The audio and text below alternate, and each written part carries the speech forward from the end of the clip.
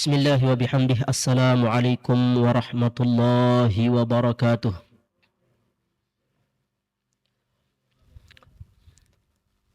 أحمدك اللهم يا مجيب كل سائل وأصلي وأسلم على سيدنا محمد المبعوث بأقوى الدلائل وعلى آله وأصحابه المتوسلين بأعظم الوسائل ما جرى البحث بين المجيب والسائل.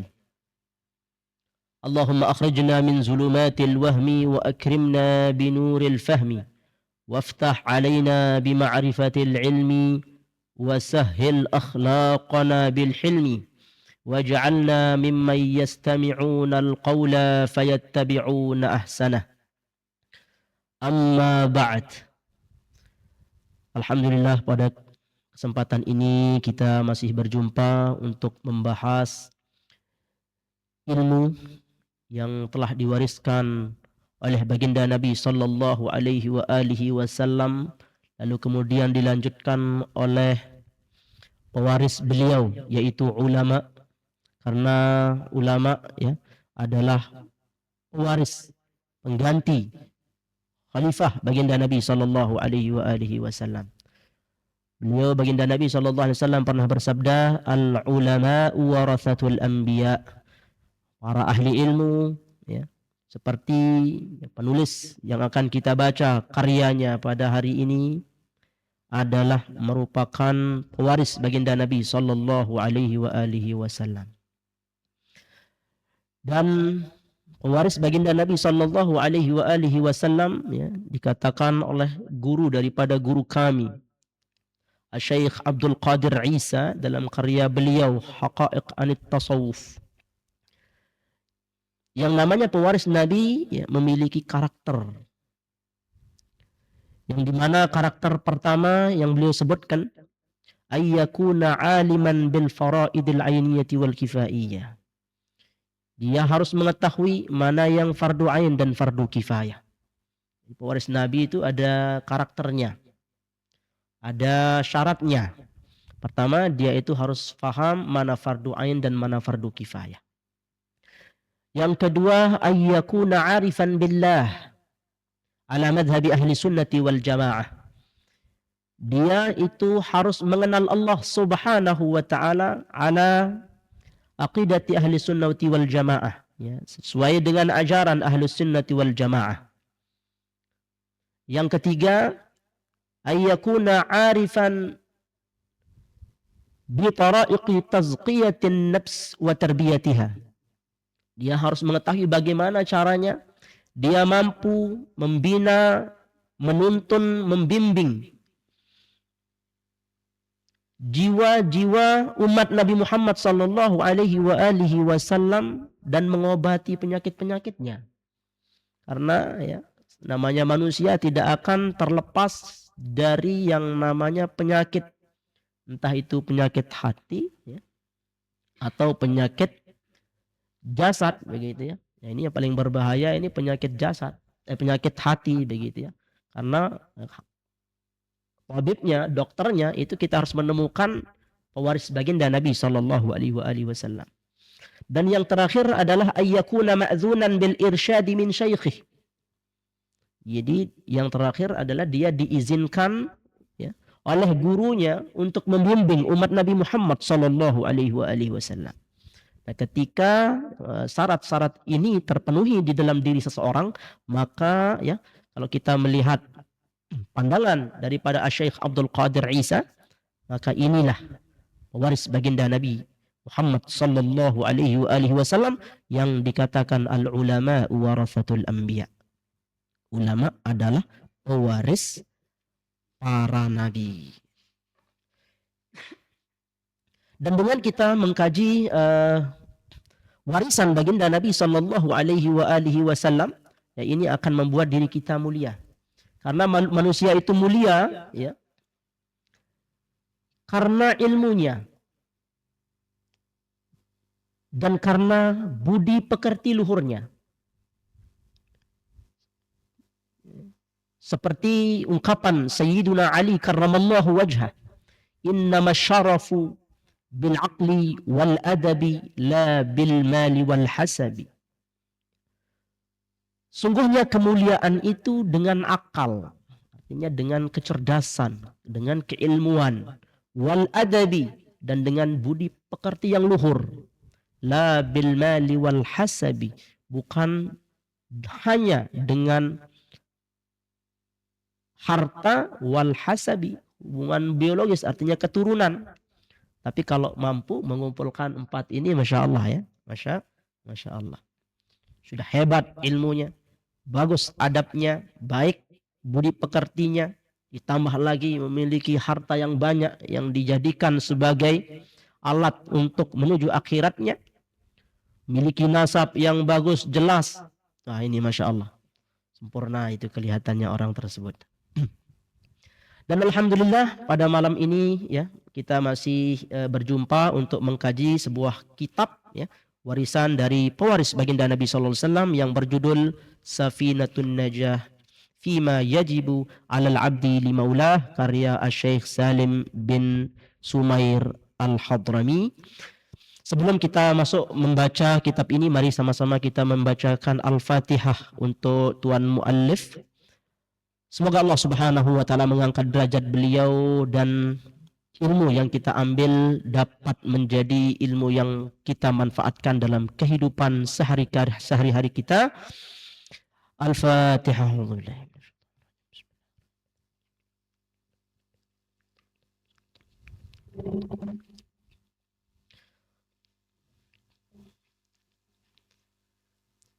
أعوذ بالله من الشيطان الرجيم. بسم الله الرحمن الرحيم. قال المصنف رحمه الله تعالى وأدام النفع بعلومه وبعلوم مشايخنا في الدارين آمين يا رب العالمين. إلى أن قال رحمه الله تعالى فصل فروض الوضوء 6. Kita sekarang akan mengkaji fardu wudu ya. Jadi fardu wudu ini berlaku untuk wudu baik itu wajib ataupun sunnah. Jadi tidak ada perbedaannya ya. Wudu wajib maupun wudu sunnah dari segi fardu-fardunya. Tapi fardu di sini perlu diketahui sama maknanya dengan arkan, rukun ya. Kenapa di sini agak berbeda beliau ya? Beliau ketika berbicara mengenai tentang wudu, beliau menggunakan istilah furud. Tapi ketika berbicara mengenai tentang salat, beliau menggunakan arkan. Jadi alasannya adalah karena rukun ini, ya, ketika berada di salat, gerakan-gerakan salat itu tidak bisa dipisah atau dijeda dengan kegiatan lain. Sementara wudu, ya, itu bisa dijeda. Jadi sekarang misalkan di dalam mazhab Asy-Syafi'i kita ya membasuh muka, nanti kita ambil polpen dulu lah atau ambil apa, baru kita membasuh tangan sah. Oleh karena itu beliau ingin menyesuaikan ya situasi demikian itu sehingga beliau menggunakan istilah furud di dalam wudu dan arkan di dalam salat. Sittatun, jadi fardu-fardu wudu itu ada 6 ya. Dan ini berdasarkan Al-Quran dan berdasarkan hadis baginda Nabi sallallahu alaihi wasallam. Jadi para ulama meneliti begitu dari mana asalnya ini. Ya, ternyata kita temukan bahwa hasil kesimpulan mereka berdasarkan Al-Quran dan Sunnah. Di dalam Al-Quran disebutkan 4 rukun dan di dalam hadis ditemukan 2 rukun. Al-awwalu an-niyatu. Jadi rukun pertama adalah niat. Nah, ini berdasarkan sabda baginda Nabi sallallahu alaihi wasallam yang mengatakan innamal a'malu binniyat. Jadi itu landasan kenapa di dalam mazhab Syafi'i harus berniat. Dan niat itu adalah ya, niat itu adalah sesuatu yang kita sebut ya, yang kita tujukan di dalam hati kita ya. Dan itu harus beriringan dengan pekerjaan yang kita lakukan, kecuali di dalam permasalahan puasa. Jadi puasa itu niatnya dahulu baru pekerjaannya. Kenapa? Karena saking sukarnya untuk membarengi antara tulu'ul fajri sama niat itu. Nah, begitu. Oleh karena itu dikecualikan pembahasan niat, ya, harus beriringan itu di puasa begitu. Nah, kalau di waktu sholat, waktu wudhu dan seterusnya, ya itu beriringan begitu. Dan ini berbeda dengan istilah al-azam. Jadi ada nama ada kata bermakna azam, ya, dalam bahasa Arab itu. Azam itu adalah kita niat lalu perencanaannya nanti. Begitu. Rencanalah begitu. Kalau azam secara sederhananya diterjemahkan demikian. Yang kedua, asani ghuslul wajhi, ya. Ghuslul wajhi, membasuh muka. Ini adalah fardu atau rukun kedua di dalam berwudu, ya. Jadi kalau membasuh wajah itu adalah gerakan pertama, ya, aktivitas pertama di dalam wudu, dan ini harus beriringan dengan niat. Iya, karena niat ini harus beriringan dengan basuhan bagian dari muka. Boleh membasuh dari mana saja, ya, tapi kesunahannya dari atas. Dari sini, ya, dari sini saya basuh. Nah, terus muka ini batasan dari tingginya, ya, ini awal tumbuh rambut sampai ke akhir lihyah, ya, akhir tempat tumbuh jenggot secara normal, ya. Adapun lebarnya begitu. Nah, itu dari tempat dari telinga sebelah sini, ya, tempat ada gigi lah rasanya di sini. Iya, terus sampai sini, ya, sama begitu. Nah, lalu kemudian yang ketiga, ya, rukun atau fardu wudu, ghuslul yadaini ma'al mirfaqaini, membasuh kedua tangan juga siku-siku, ya. Juga siku-siku. Nah, ini harus dilebihkan, kalau bisa sampai sedikit menyentuh otot tangan. Kenapa? Karena dikhawatirkan ketika kita hanya membasuh siku, tapi dikhawatirkan nanti ternyata itu kurang. Oleh karena itu ada sebuah kaidah yang mengatakan ma la yatimmul wajibu illa bihi fahuwa wajib. Jadi kalau sesuatu itu tidak akan sempurna kecuali adanya sesuatu, maka sesuatu itu menjadi wajib. Lalu yang keempat, mashu syai'in minar ra'si, ya. Jadi yang keempat, rukun wudu adalah mengusap sesuatu dari kepala. Jadi kalau kita lihat di dalam syarah, ya, beberapa syarah dan sekalipun itu adalah rambut, ya, rambut. Jadi bisa kita basuh rambut atau basuh kepala begitu, dan ini di dalam mazhab Asy-Syafi'i. Jadi tapi rambut yang masih dalam ranah kepala, batasan kepala begitu. Al-khamisu ghuslur rijlaini ma'al ka'bain.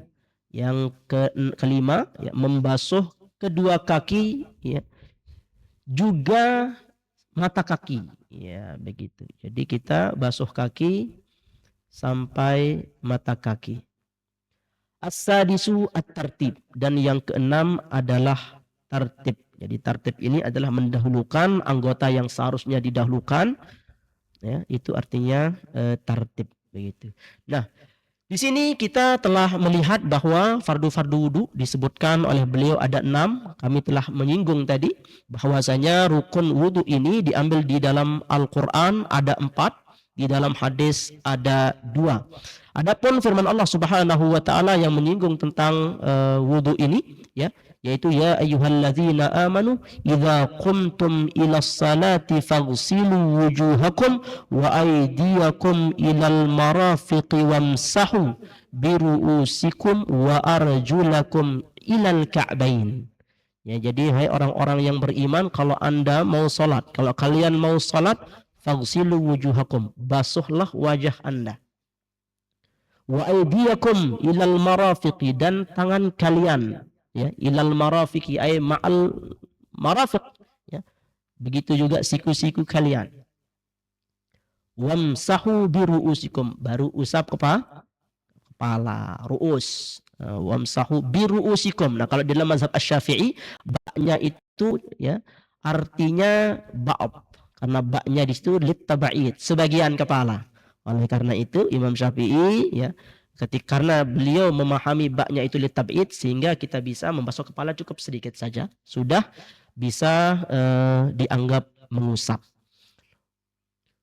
Wa arjulakum, lalu kemudian membasuh kaki ilal ka'bain. Nah, ini adalah landasan rukun wudu yang 4.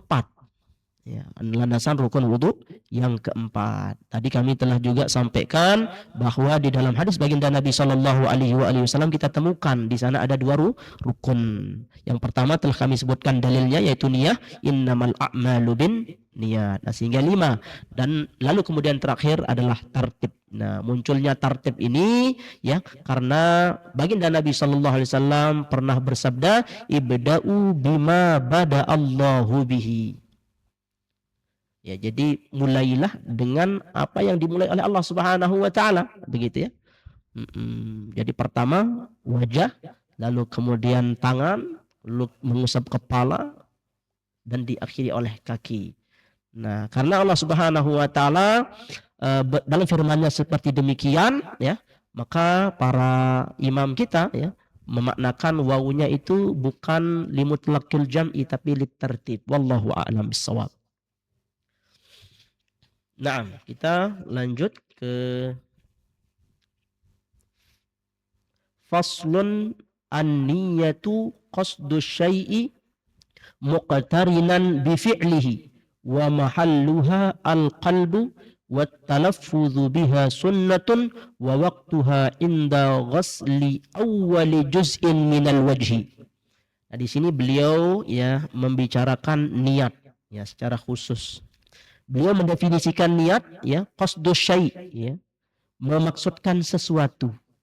Muqtarinan bi fi'lihi, beriringan dengan pekerjaan atau beriringan dengan mengerjakan sesuatu itu.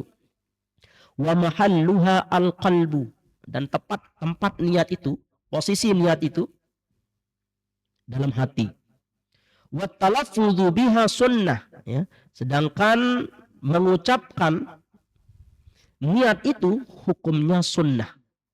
Jadi kita mengatakan nawaitul wudu'a li raf'il hadatsil asghari fardan lillahi ta'ala, secara lisan, secara verbal itu dihukumi sunnah ya. Jadi kalau kita tidak melaksanakan itu ya tidak apa-apa. Selama rukun wudu itu kita kerjakan, maka wudu kita sah. Yang bermasalah itu adalah kita mengucapkan tapi kita tidak berniat di dalam hati ya. Nah, ini yang bermasalah. Jadi wudu kita tidak sah begitu. Wa waqtuha inda ghasli awwali juz'in minal wajhi. Nah, waktu berniat itu adalah ketika membasuh basuhan pertama dari sebagian wajah kita ya. Seperti tadi kami jelaskan bahwa ketika kita membasuh wajah, mau dari sini yang pertama, intinya ketika kita membasuh basuhan bagian dari wajah kita yang pertama, di sana kita berniat, maka terselenggaralah basuhan muka begitu. Wat tartibu, dan yang selanjutnya beliau membahas at-tartib. Apa itu at-tartib? Alla yuqaddima udwan ala udwin. Orang yang berwudu itu tidak mendahulukan satu anggota wudunya atas yang lain. Artinya dia harus runtut sebagaimana yang telah difirmankan oleh Allah Subhanahu wa taala, dimulai dari niat, terus kemudian muka sampai kaki begitu ya.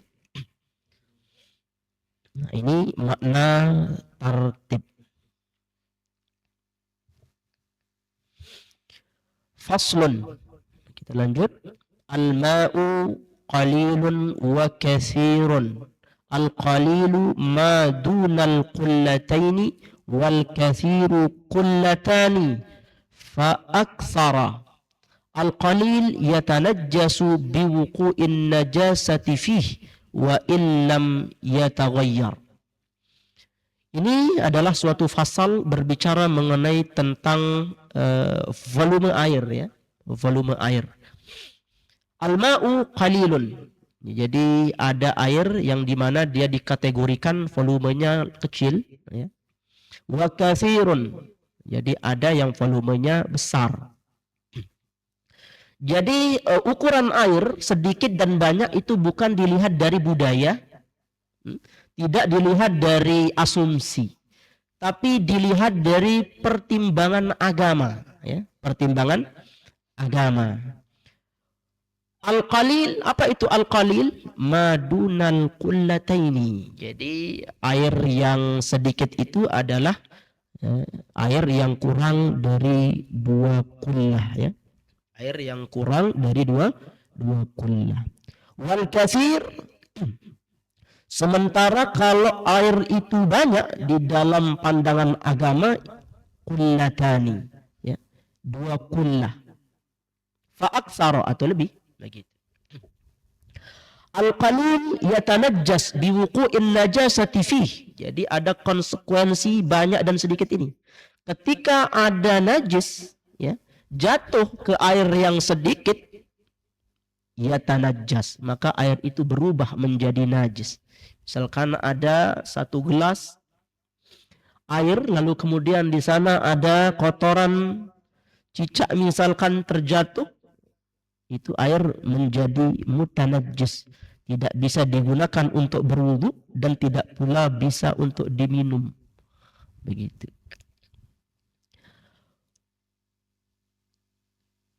Wa in lam yataghayyar, sekalipun air itu tidak berubah dengan najis yang jatuh itu. Ya, jadi sebabnya itu kenapa dia najis, karena memang kurang dari 2 kullah.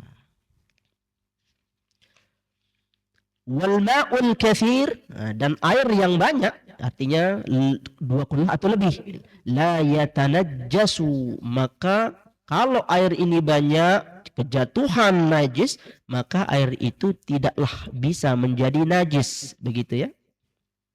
Tidak bisa menjadi najis. Illa, tapi di sini ada pengecualian ya, 2 kullah itu bisa menjadi najis apabila taghayyara ta'muhu, aroma atau rasanya itu berubah. Ada rasa-rasa kotorannya, rasa-rasa najisnya begitu. Aw launuhu, atau berubah warnanya. Jadi ketika kejatuhan najis itu warna air itu berubah begitu. Aw rihuhu, atau aromanya. Nah, ketika air yang banyak apabila rasanya, warnanya dan aromanya berubah, maka air yang 2 kullah tersebut ya bisa menjadi najis.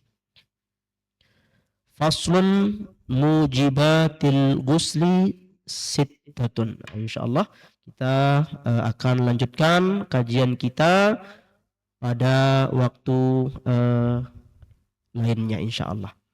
Semoga apa yang kita baca ini Allah Subhanahu wa taala memberikan kita kepahaman, dan insyaallah nanti ketika kita ganti kitab naik ke syarahnya yang lebih besar, kita akan jelaskan lebih mendalam insyaallah. Oke, sebelum kita tutup, mari sama-sama kita membaca surah Al-Asr. Bismillahirrahmanirrahim. Wal 'asri innal insana lafi khusrin illa alladhina amanu wa 'amilus solihati wa tawasaw bil haqq wa tawasaw bis sabr. Kurang lebihnya mohon maaf. Wallahul muwaffiq wal hadi ila sabilir rasyad. Assalamualaikum warahmatullahi wabarakatuh.